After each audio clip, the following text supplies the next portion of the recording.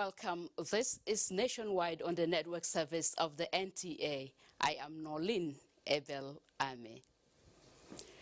We begin the news by telling you that President Muhammadu Buhari has formally endorsed the candidacy of Pastor Osage Iziamu of the APC for election as the governor of Edo State. Receiving the candidate of the governing party, the president urged the people of the state to massively vote for him towards restoring the heartbeat of the nation on the path to sustainable future. State House correspondent Adamu Sambo has the details. The APC candidate for the forthcoming Edo State governorship election, Pastor Osage Iziamu, was meeting President Muhammadu Buhari for the very first time. He was formally introduced to the Nigerian leader by, amongst others, the chairman, APC caretaker and extraordinary convention planning committee, chairman, Progressives Governors Forum, and chairman, APC Governorship Campaign Council for Edo State. Discussions at the interactive engagement that followed behind closed doors centered on ways and means of ensuring that the APC candidate achieves triumphant victory at the polls. Most importantly, the APC leaders want the conduct of the election to be very peaceful and orderly towards achieving a credible outcome. As we are all aware, Pastor Iziamu is not a greenhorn in Edo politics. He's a grassroots politician, loved by his people, and he went through the transparent process that produced him, and Mr. President has endorsed him, the party has endorsed him. So Mr. President is impressed with his performance so far. For the Progressive Governors Forum, the defining thing is continuity of the All Progressive Congress in governance at the federal and across Nigeria. And we will support our party any day. The president is very, very clear about his expectation of us to deliver our party in any election, and that is what we will do.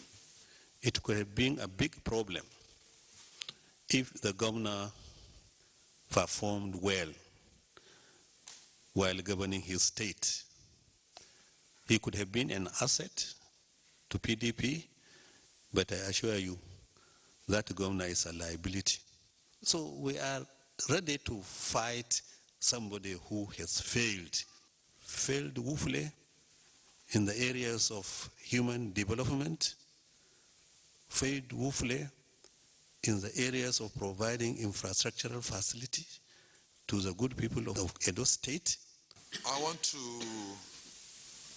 express my gratitude to Mr. President for the reception I got this morning. Very warm, very fatherly.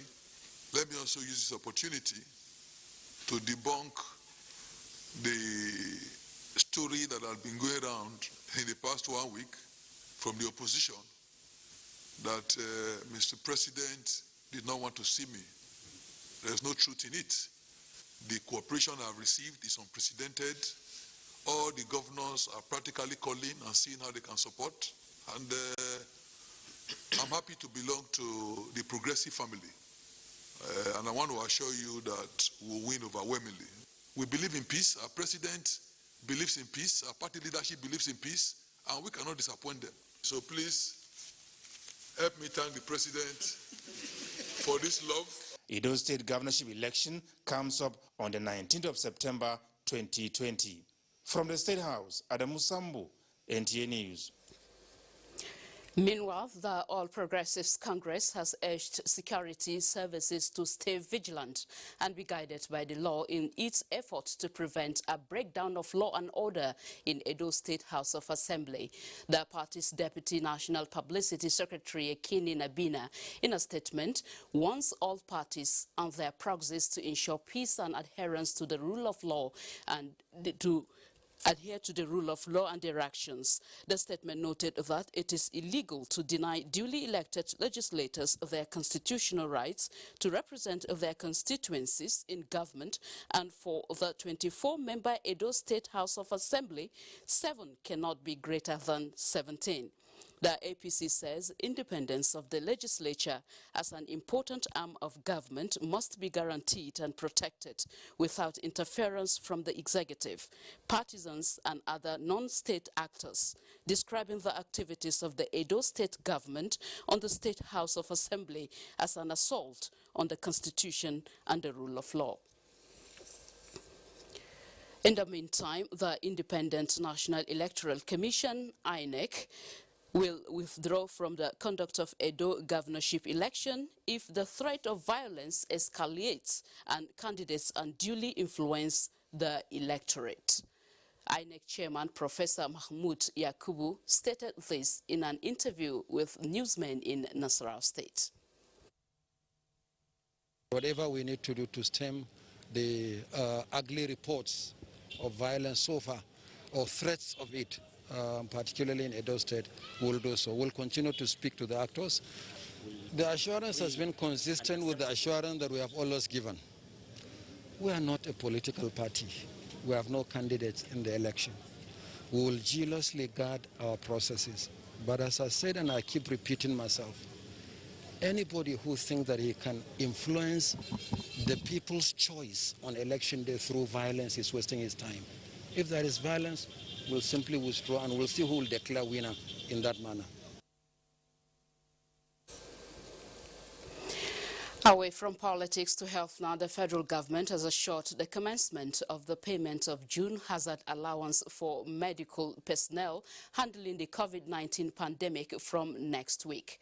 The Minister for Labor and Employment, Chris Ngige, disclosed this after a meeting between the federal government and the Nigerian Association of Resident Doctors in Abuja. Justin Bemui reports. This was a continuation of the meeting earlier adjourned last week, where the National Association of Resident Doctors had issued an ultimatum citing some issues of dispute. Among these issues was the yet-to-be-paid June hazard allowance to medical workers handling the COVID-19 pandemic. This meeting brought to an end that dispute as the Minister of Labor and Employment, Dr. Chris Ngige, affirmed all necessary arrangements to commence payment have been done.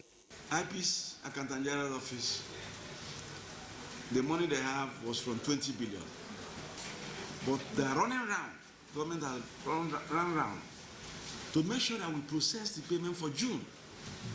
The minister also met with the Nigerian Medical Association on similar issues and re-echoed the federal government's priority towards the health sector in terms of funding, but decried the lack of will by state governments to replicate such implementations. He, however, disclosed that the federal government will be renegotiating with the associations to renew and overhaul the agreements on COVID-19 hazard allowance, considering paucity of funds. So I intend to bring everybody back to the table next week, all health workers, including NMA. We will have our meeting again with open transparency. I'll ask finance to come. They will put on the table the budget, the COVID budget, intervention. They will put what they've been able to scoop from contingencies and other things. And we shall all see it. And then agree on a new percentage that will be for the COVID workers. We should also agree, because the first one was a test run on who is eligible to get this. The medical bodies appreciated the federal government's interventions to motivate them in carrying out their life-saving duty and requested stronger implementation of some other unresolved agreements on ground. Justin Bemuni, NTA News. The Northern Governors Forum has condemned the recent attack in southern Kaduna, in which about 22 persons were reportedly killed on Wednesday night. As yet to be arrested, gunmen attacked 4 Atiab villages in Zangon Kataf local government area of Kaduna State. A statement by Director of Press Public Affairs to the Governor of Plateau State, Chairman Northern Governors Forum, Dr. Makud Simon Macham, Governor Simon Lalong, said the persistent attacks on villages in the area, despite all efforts by the Kaduna state government and security agencies to end the violence, raises serious concern and condemnation. Lalong said this recent attack where the IT villages were affected shows the desperate attempts by criminal elements not to only cause pain and sorrow among innocent citizens, but also frustrate the efforts of the Kaduna state government at fostering peace and harmony. Governor Lalong also said that the Governors Forum maintains its position that any group or individual that is aggrieved for whatsoever reason should seek redress through official channels than resorts to self-help, which only exacerbates crisis and instability. The Northern Governors Forum commiserates with the victims of the crisis and the government of Kaduna State, pledging its support to Governor Nasir El-Rufai as he works with all stakeholders to bring the incessant crisis to an end. A delegation of Christian leaders in Kaduna State for dialogue with Governor Nasiru Ahmadu El-Rufai over the lingering crisis in southern Kaduna, led by the former chairman of the Christian Association of Nigeria Northern Region, Reverend Yakubu Pam. The delegation says the sanctity of human lives is the watchword of all religions. Muhammad Umar Ajingi reports. Religious leaders are in Kaduna for dialogue with Governor Nasir Ahmad El-Rufai and other critical stakeholders in peace building, such as the state chapters of the Christian Association of Nigeria, Jamaatul Nasrul Islam, DNI, and Miyetti Allah Cattle Breeders Association, among others. And this is with a view to identifying the missing link for sustainable peace among the diverse communities in the heterogeneous state.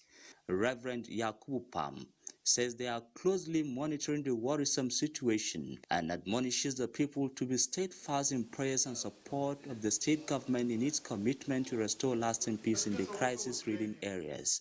The words of His Excellency by saying, whatever we agreed at the grassroots with the people, he is ready to implement. For me, that gives me a good sleep. And I want to assure the people of Southern Kaduna that the situation is under control. We will get back to them, we will discuss with them, and then we get back to His Excellency. And I have the hope and the assurance that whatever has spoiled before is going to get back on the right track. As the meeting towards ushering lasting peace continues, the delegation appeals for calm and respect for human dignity to break the cycle of attacks and reprisals. In Kaduna, I am Muhammad Umar Ajingi, NTA News.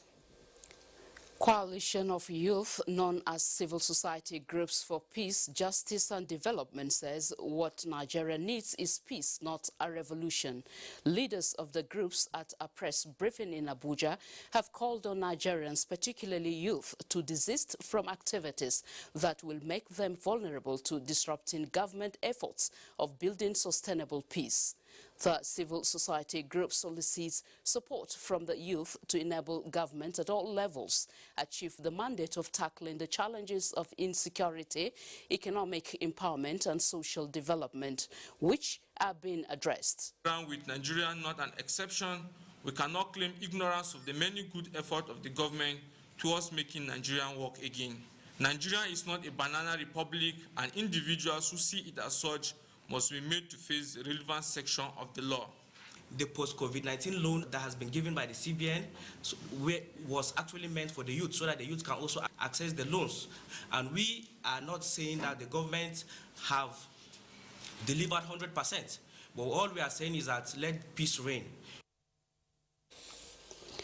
The coalition of youth groups, however, called on the security operatives to identify and punish individual or groups found undermining the collective existence of Nigerians.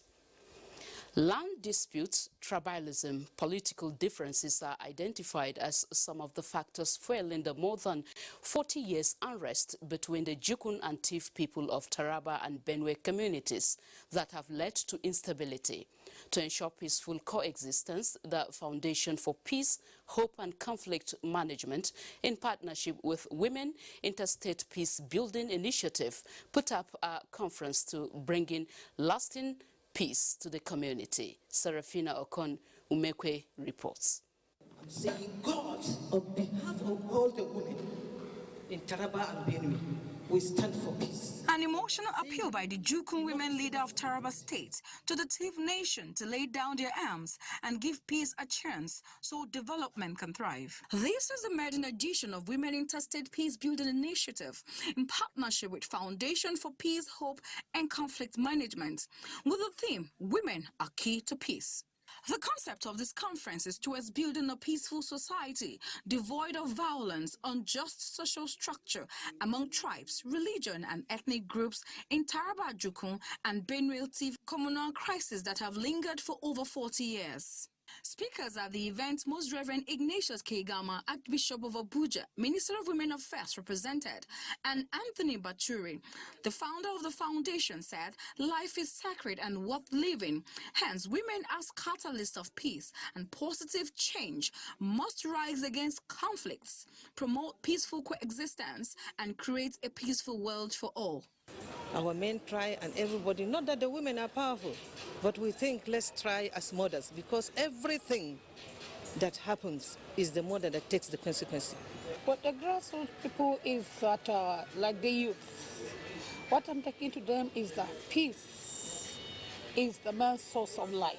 After this conference, we are going to go down to the grassroots to ensure that peace is restored in our communities. We are highly optimistic that the women can make a difference. They also called on the federal and state governments to seriously check the recurring crisis and promote viable agricultural activities, attract investors, and have issues of boundary dispute amicably resolved. Serafina Okon-Umekwe, NTA News. A special offences mobile court sitting in Abuja has fined music star Aziz Fashola, popularly known as Naira Marley, 200,000 naira after he pleaded guilty in a 4-count charge bordering on flouting the restriction order on movement during the coronavirus pandemic. Olabode Arewa has more.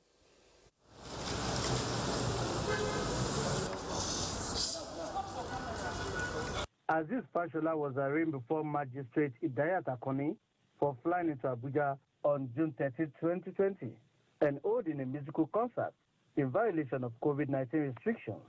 The defendant pleaded guilty to the charges filed against him by the Abuja Environmental Protection Board. His counsel, Mohammed Yunusa, prayed the court to temper justice with mercy, as his client is a first offender.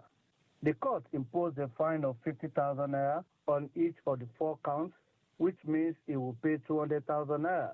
The court also ordered him to publish a public apology to the federal government of Nigeria in a national daily. What it means is that moving forward, we will be very detailed, and confirm information given to us or to our client, by people who book him. Like this particular instance, they gave us all the assurances that my client they have procured all the approvals from the federal government for him to be in Abuja. He had earlier been found guilty by Lagos State Special Offences Mobile Court for embarking on the non-essential travel. In Abuja, Olabode Arewa, NTA News. If you just joined us, this is Nationwide on the network service of the NTA. We'll pause here for a break and come back shortly. Please stay with us. Thank you for staying with us on Nationwide. More reports with Adiola in Lagos. Hi, Adiola. Hello, Noleen. Good to see you. Muslims across Lagos State have recommenced worship activities this Friday following the lifting of the ban on religious gatherings by the state government. The mosques in the metropolis recorded 50% attendance. The doors were shut to prevent influx of more people. Compliance to safety protocols was observed with hand washing, physical distancing, and wearing of face masks. The worshippers, who were excited to be back at their official prayer centers, promised to abide by all safety guidelines for the prevention of coronavirus. More details in our subsequent bulletin. Emergency responders in Lagos have averted what could have been a major calamity by successfully evacuating a tanker fully loaded with 55,000 liters of petrol after it was involved in an accident on Mile 2 Road. Becky Madujemu reports that one life was lost in the mishap. The accident occurred in the early moments of Friday on the bustling Mile 2 stretch. Emergency workers had to be on top of their game to prevent a combustion. In their explanation, the tanker conveying the highly inflammable liquid bumped into a gaping pothole. The impact rocked the truck, which fell sideways, flooding the road with its contents. The road is bad, so tanker to fall down. So you can see the last mile, every other teams are there working to ensure that they pick the truck safe. So I think they are doing a great job. The road up this morning, cannot do any work. So now serious road up. The driver and his assistant reportedly took to their heels, leaving behind a yet-to-be-identified female passenger whose lifeless body was found pinned to the dashboard. Rescue agents say her remains have been deposited at the morgue. We are appealing to the drivers that they should not be reckless in the way they are driving the articulated. Affected road users bemoan the state of the Mile 2 route, which is dotted with potholes, causing frequent mishaps on this crucial route that serves as pathway to several highways and even exit points of the city. In Lagos, Becky Madujemu, NTA News. And Noleen is back to you for more on Nationwide. So much, Adiola. Sultan of Sokoto, Muhammad Saad Abubakar, has expressed readiness to support the production of dates for commercial purposes in Nigeria. He was speaking while receiving the Emir of Pindiga and patron of National Association of Dates Farming, Processing and Marketing Alhaji Muhammad Sayoji Ahmed at his palace. Delhatu Abdullahi has the report. Sultan of Sokoto, Muhammad Saad Abubakar, while appreciating the Emir of Pindiga, Alhaji Muhammad Sayyoj Ahmad, for the homage, said the relationship between Sokoto and the Pindiga in Gombe State has been cordial. He underscored the economic and nutritious value of date to humans, saying it is high time Nigeria ventures into commercial production of dates. Patron of the National Association of Dates Farming, Processing and Marketing, Emir of Pindiga, Alhaji Muhammad Sayyoj Ahmad, pledged to establish plantation for date production and processing in Sokoto. He formally invited the Sultan to attend luncheon and flag off of date farming in Pindiga. National President, Association of Date Farming, Processing and Marketing, Professor Hosseini Dikko, pledged to support the cultivation and production of dates in Sokoto to boost socio-economic development of the state. In Sokoto, Dalatu Abdullahi, NTA News. To cushion the effects of the COVID-19 pandemic on smallholder farmers and avert food scarcity in the country, the federal government is reaching out to farmers in Cross River State through its inputs distribution. The initiative, which is the fifth in the series, also aims to sustain agricultural production, improve resilience of farmers, and ensure food security. Justina Etimrada reports. Bassi is an oil palm farmer who has been yearning for an opportunity such as this to enhance her farm and make better yields, and this gesture may be an answer to her dream. The inputs distribution at this time is also a relief to other farmers. Encouraging, and if it's well followed up and monitored, I think it will change the economic status of the rural women. I will go and increase the size of my farm. We also want a deliberate action for the ministry to capture the various value chain. Smallholders farmers in Cross River State are supported with 5,000 improved oil palm sprouted nuts, 1,500 kilogram improved cashew seeds, 20,000 cocoa seedlings, and 200 cartons of Ultimax Plus. Now we have registered over 4 million farmers in this country. We have already cleaned 1,138,000 farmers who will be given facility of loan for whatever products they are going to produce. The Cross River State government believes that if the federal government lends support to the states in the actualization of its signature projects like the deep sea ports and superhighway, it will go a long way to boost food production in the country. Cross River State has made a choice of agro-industrialization by providing a 5% interest loan for all farmers. As distribution of inputs like this continues across the Federation, farmers are not only in for a bumper harvest, but the country and its citizens are in for better days in food sufficiency. In Calabar, Justina Etam, NTA News.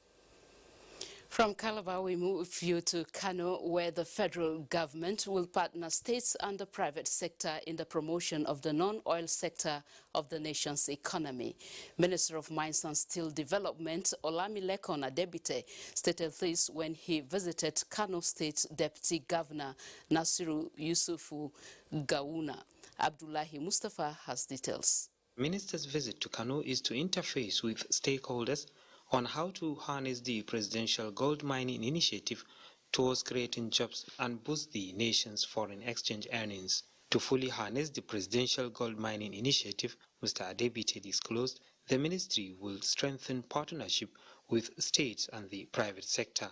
Kano was known for not just mining gold, but actually the gold economy itself, where gold was transformed into jewelry and into artifacts, and of course artwork, which was exported out of this country.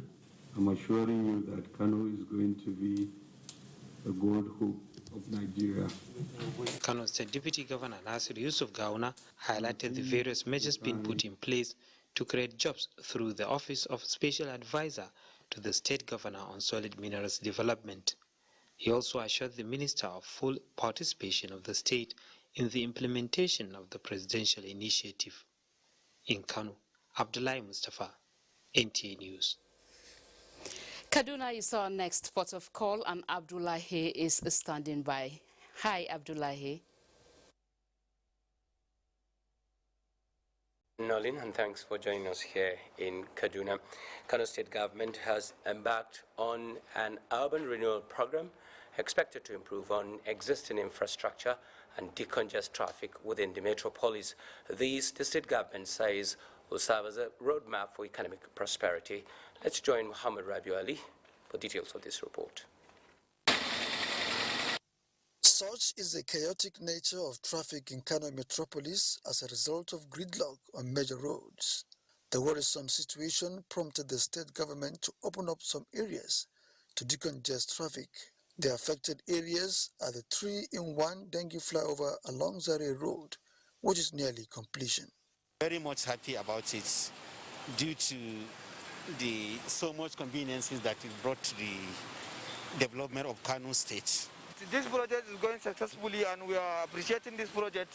And this project, I think, brings a lot of changes to this dengue street. Apart from these, 2 additional flyovers are under construction at the Murtala Muhammad Specialist Hospital, Shahuchi, and Kantankwari Market, with a view to easing traffic congestion along these ever-busy roads. If you are coming from the southern part of the country, you know, when you come to dengue, Sometimes you spend 5 hours, 10 hours on go-slow. And during rain season, water flows to the people's houses. If you go to our commercial areas, like Kantunkari, Savangari, Overva, you can't believe you are in the former Kano you know. Government is determined to provide more of such infrastructure in the state as the surest way of changing economic fortunes of Kano State. Muhammad Rabiu Ali, NTA News.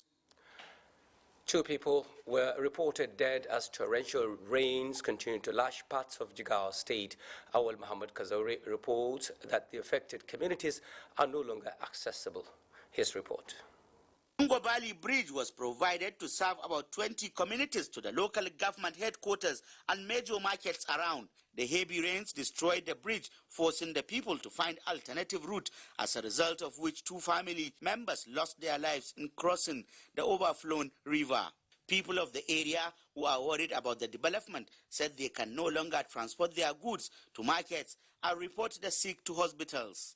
As they explained to NTA News, the only alternative is to travel through Ningi in Bauchi State.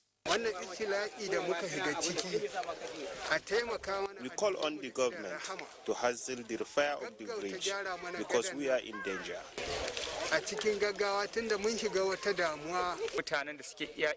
People of Ningi in Bauchi State also follow this way when the road is blocked during the rainy season. This prompted the assessment visit by Jigawa State Commissioner for Works, who ordered for the supply of a canoe to caution their suffering before the repairs of the temporary bridge. We have been here together with our directors and engineers in order to inspect the place and see which measures and how are we going to start the repairs. This is the second bridge to collapse in 1 week as a result of torrential rains being experienced in Jigawa State. From Duse, Awal Muhammad Kazaure, NTA News. And that report from Jigawa ends nationwide from here. Noleen, back to you. Thank you so much, Abdullahi. Chairman, Senate Committee on Science and Technology, Uche Kunife, is advocating allocation of more funds to enhance the performance of technology incubation centers across the country. She made this known during an oversight visit to the Technology Incubation Center, Owerri. Beatrice Anyam reports. As part of efforts to reduce unemployment and eradicate poverty, the federal government established technology incubation centers across the country. The center commenced operation in Owerri, Imo State in 2012 and has mentored many entrepreneurs, including Innocent Onachukwu and Ezinoma Koba.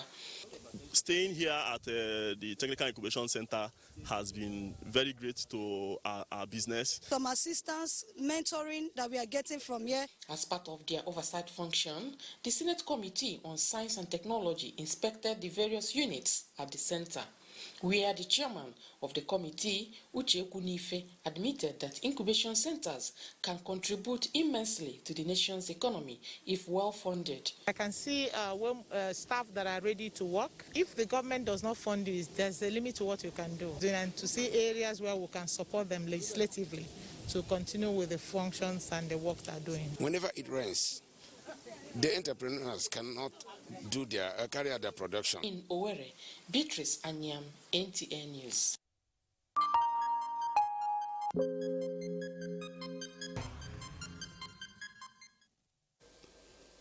Now to update on COVID-19, the Nigeria Center for Disease Control, NCDC, has announced 354 new cases of COVID-19 in Nigeria.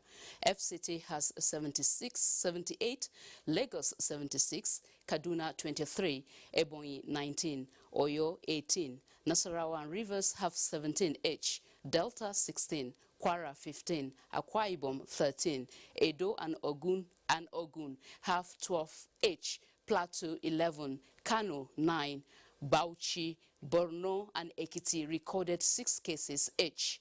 There are now 45 cases. 45,244 confirmed cases of COVID-19 in Nigeria, 32,430 discharged, and 930 deaths from the virus. Medical and health workers who have been in the forefront of fighting coronavirus in Nigeria have been assured of their well-being and allowances as they work to restore health to COVID-19 patients. National President of the Medical and Health Union Workers of Nigeria gave the assurance during the visit to the University of Abuja Teaching Hospital Isolation Center, Gwagwalada. Elizabeth Omori reports. Since the outbreak of coronavirus, medical personnel across the globe have become frontline workers battling to overcome the deadly disease that has so far killed thousands around the world and wrecked economies. The welfare of these health workers has continued to lead debates as their contributions to saving lives from the ravaging viral disease cannot be ignored. Dr. Vivian Kwage, a consultant physician, has been providing care for COVID-19 patients, and she believes investment in primary health care is key to preventing infectious diseases. We are where we are today because of the support we are getting. We continue to do what we are doing because of the encouragement that we are getting from them. Her role and that of other workers in the containment of COVID-19 necessitated this visit by the Medical and Health Workers Union of Nigeria to the isolation center. Once there is peace and harmony within the system, the output will be greater. The Federal Ministry of Health, using the Nigerian Center for Disease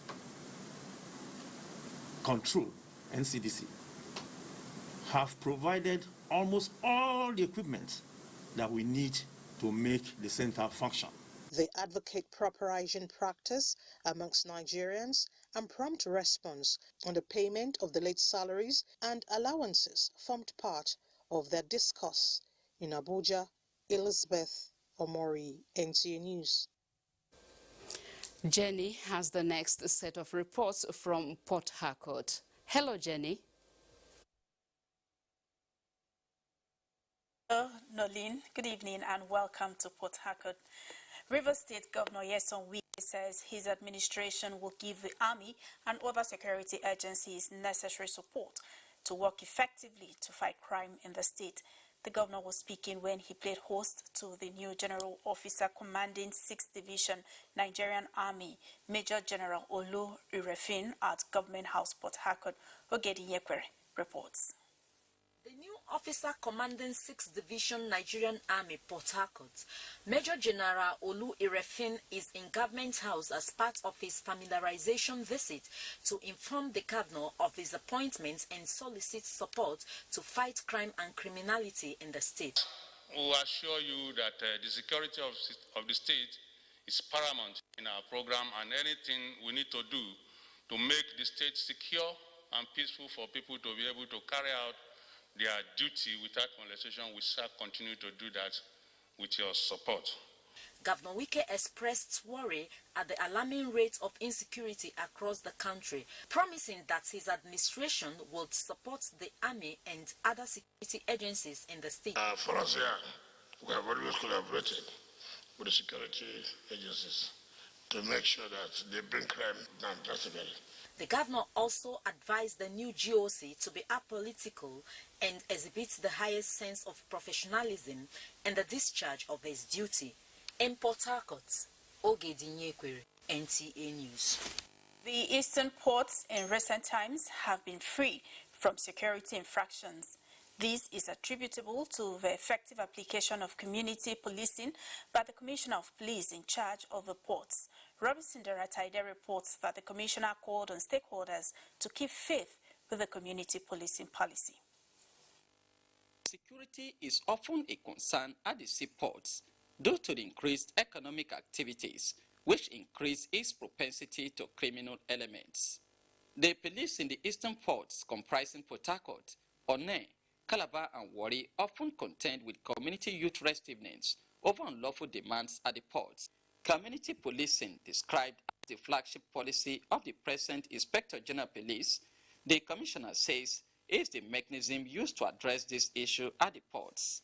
We encourage them to let their youths know that this is not the era of taking laws into your hands. The police chief urged community leaders and youths to cooperate with the Nigerian police to continue to improve security at the ports, reminding officers of the importance of community policing and personal discipline. She noted that the recent promotion and decoration of 13 officers from the command is hinged on the success of the policy. In Port Harcourt, Robinson Deratede, NTA News. And that's it from here. Nationwide will continue with Noleen after the break.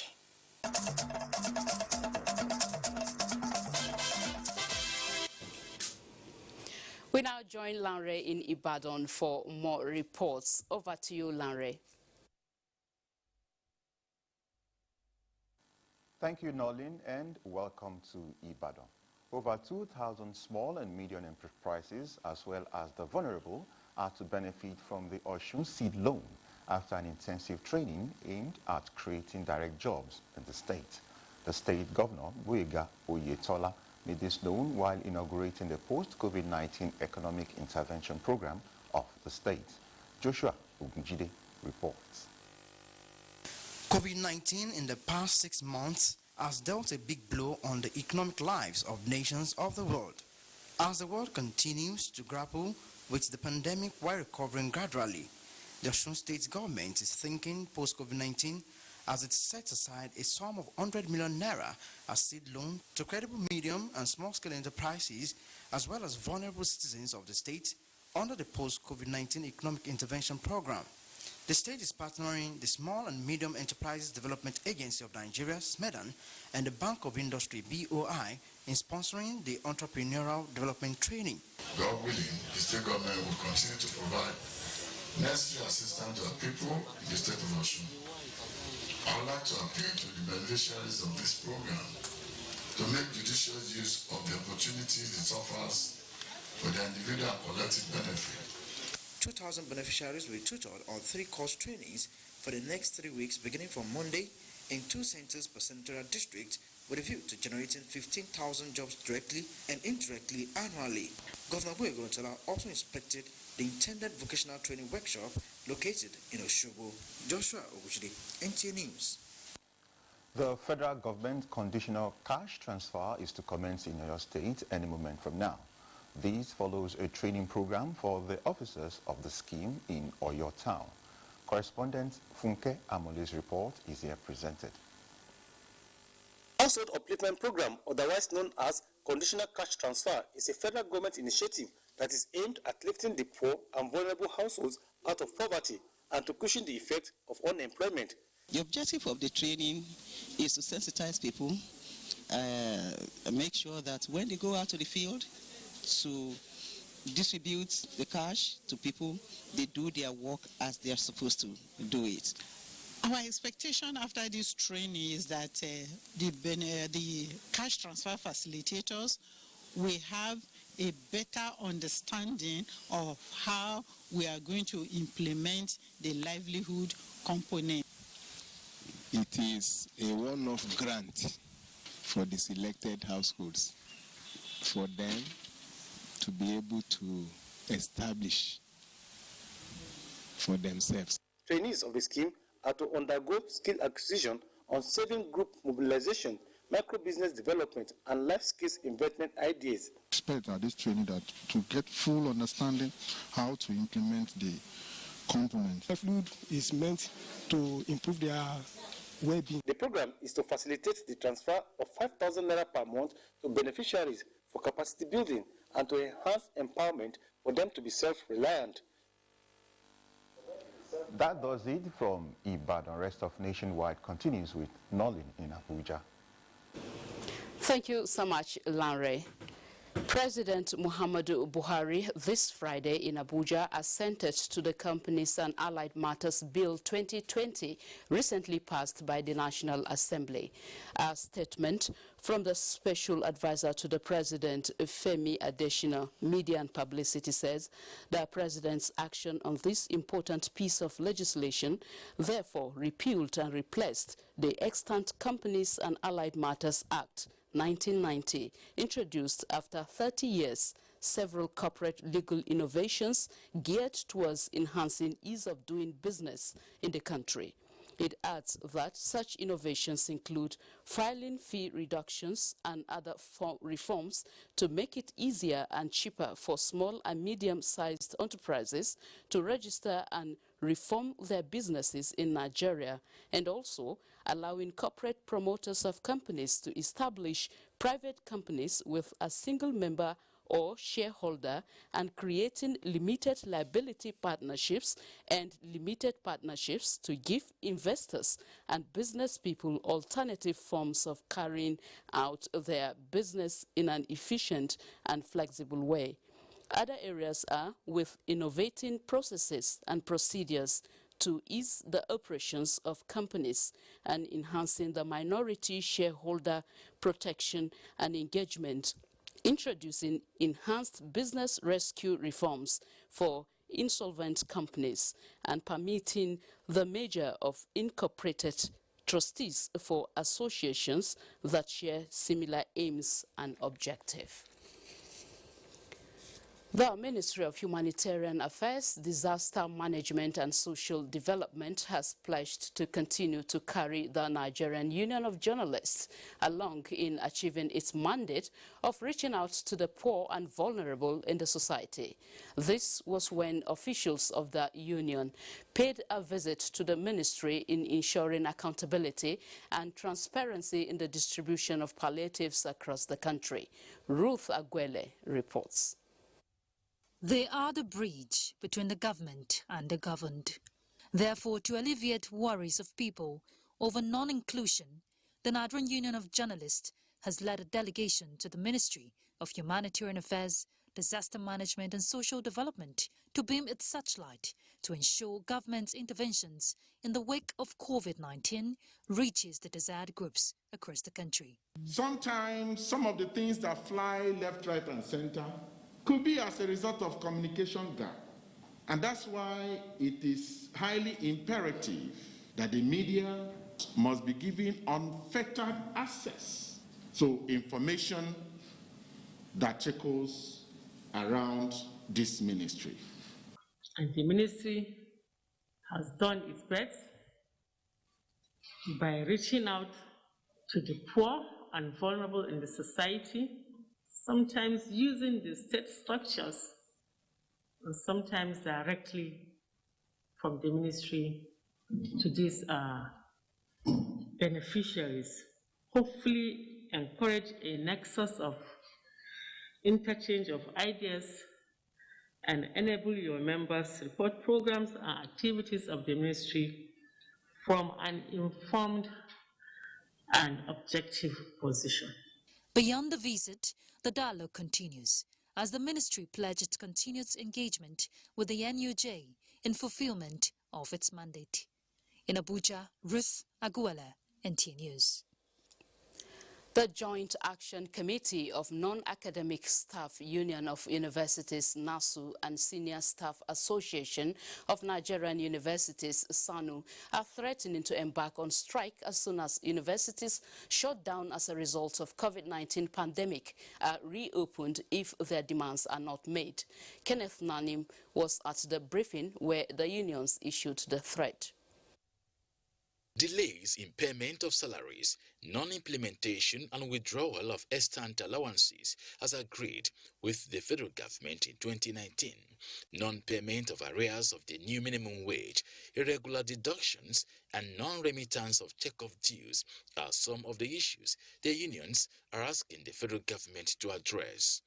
The unions pointed out that despite enrolling into the Integrated Payroll and Personal Information System (IPPIS), issues of irregularities in payment of salaries still persist.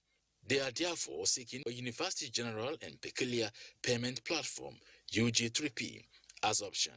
Unless these items listed above, all these corrections done by IP's office, unless they are done, any day the federal government declares that lockdown is eased in the university sector will start strike.